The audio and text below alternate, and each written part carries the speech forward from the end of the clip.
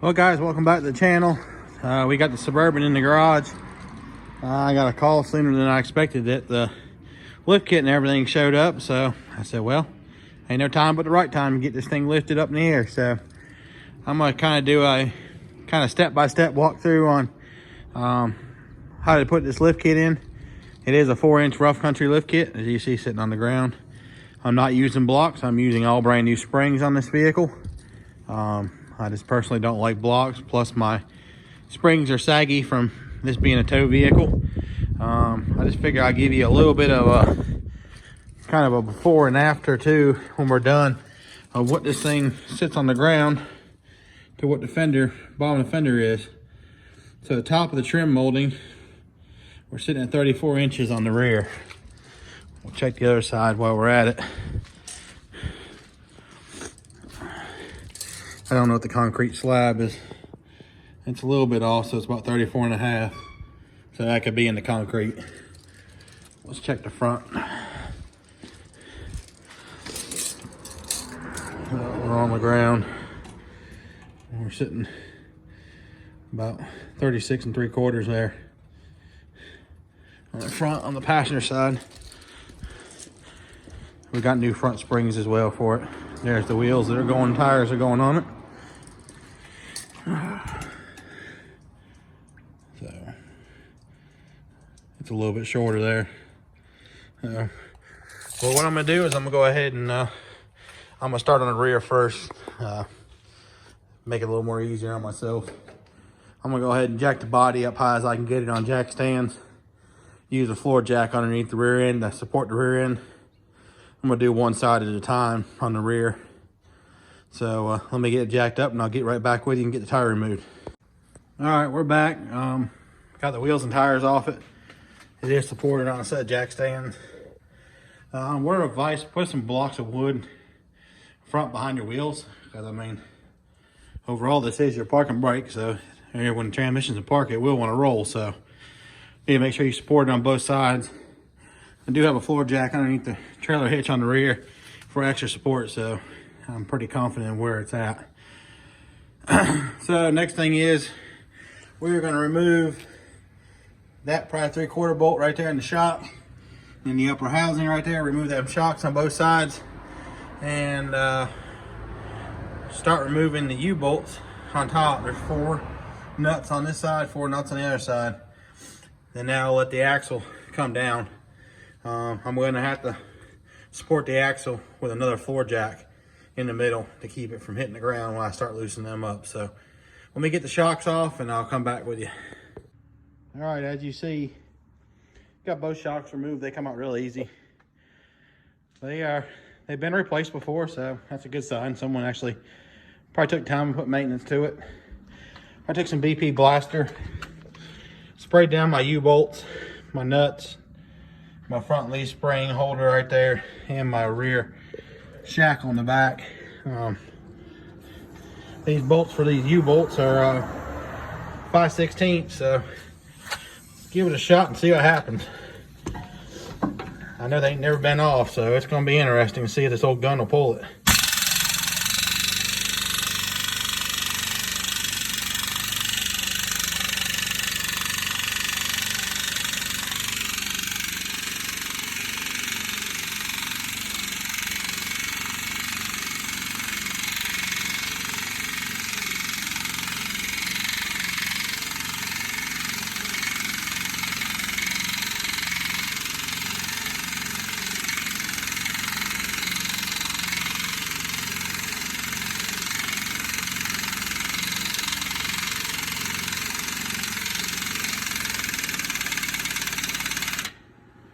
Let the air compressor build back up, but it is coming, so I won't bore you with taking these 4 bolts out now unless one gives me a heck of a problem. I'll bring you back at it here once we get them loose. All right, we're back.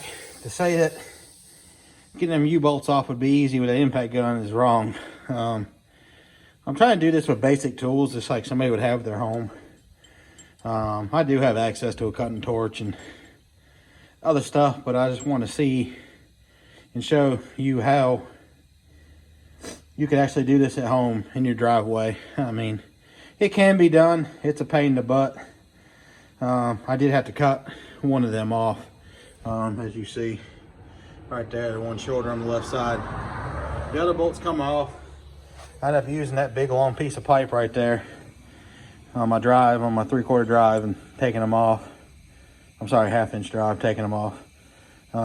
This is the bolt that come out on the front up here. Hard to figure out what size that nut is because it's recessed in behind down in this hole, and it's not that straight from the backside like it looks like it'd be. And no, the muffler wasn't in my way, but the face of the bolt is 13/16 and the nut side is 5/8.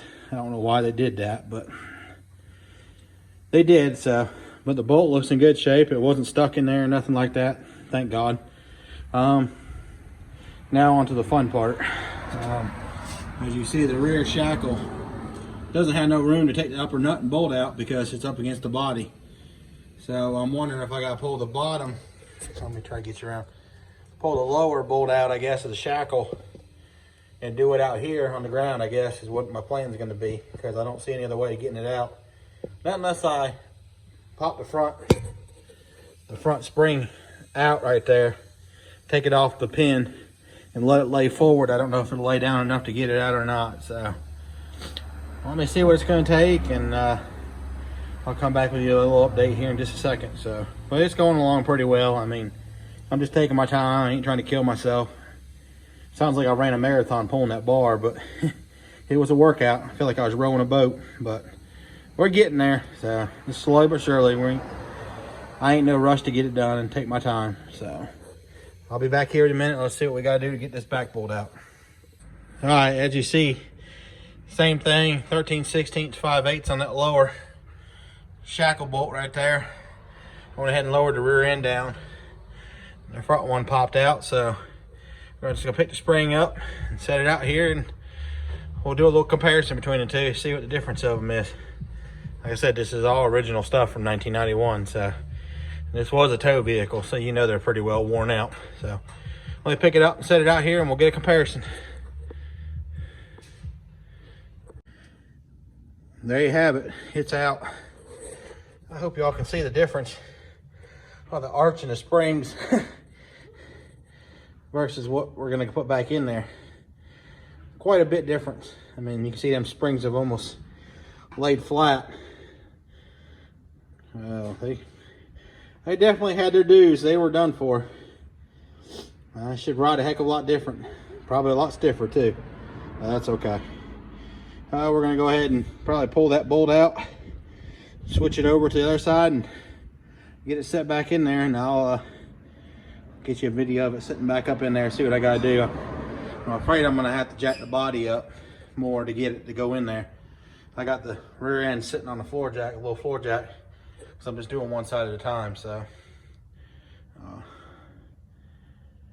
gonna put grease back on all these bolts through these bushings, or anti-seize I should say, just to keep this from ever squeaking or, you know, having a problem coming back out again.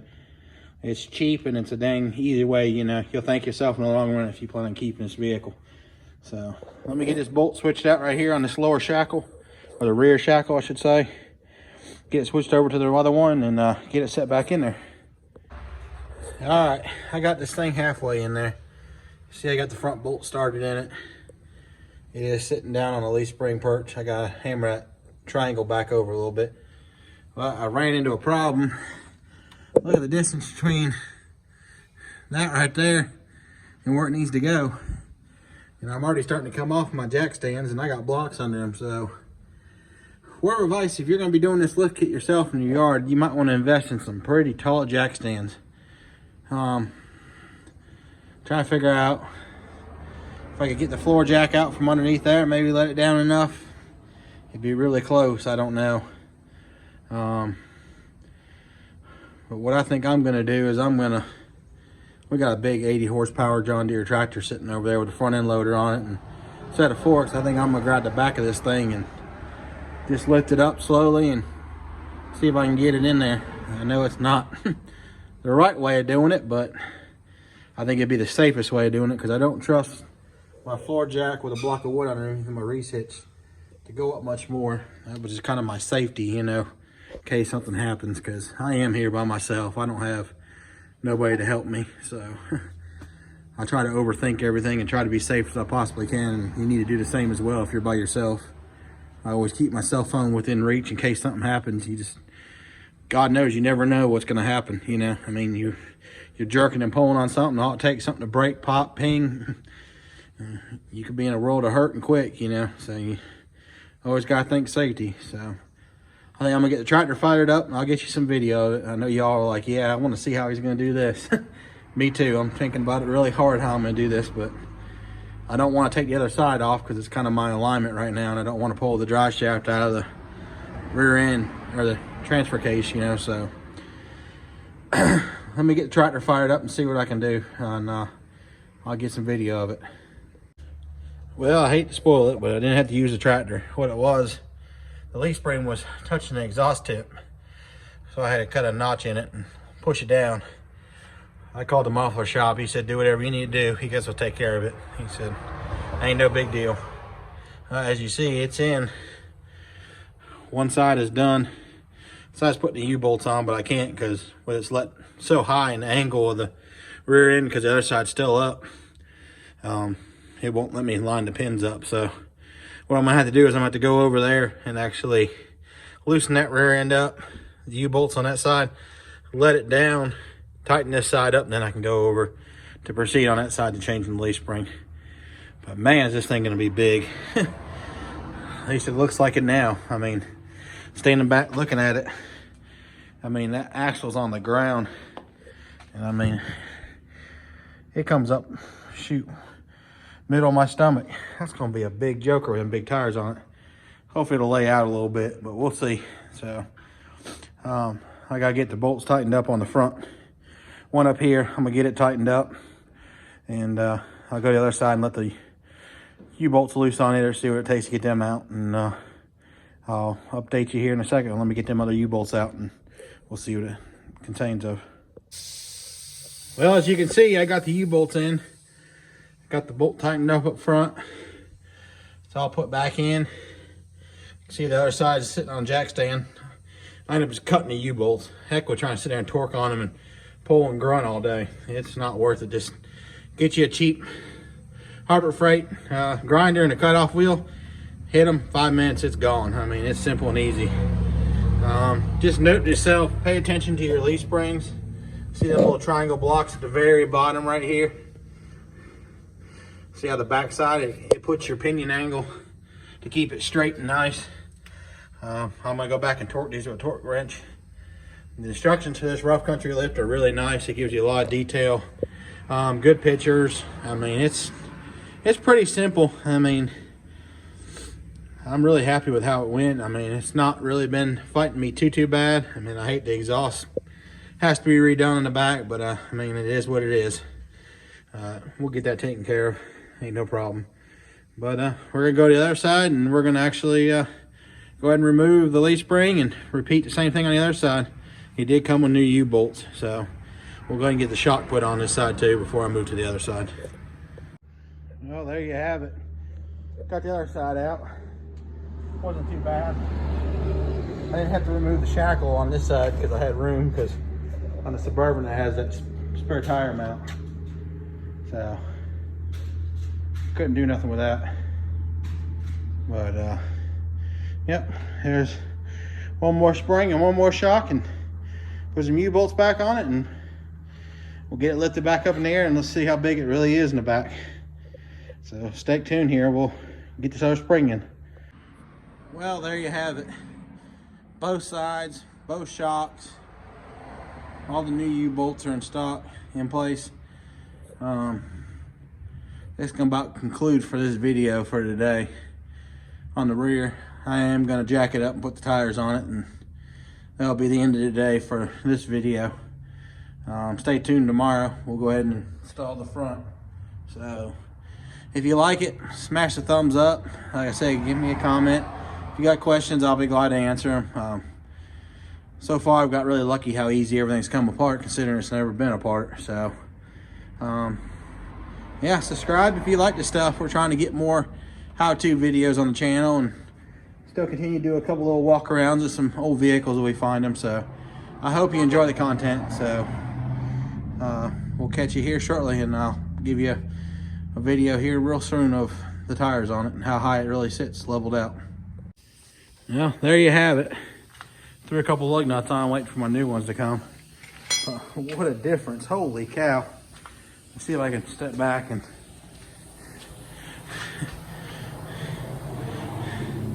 stock height, lifted height, I'd say it's tremendously different.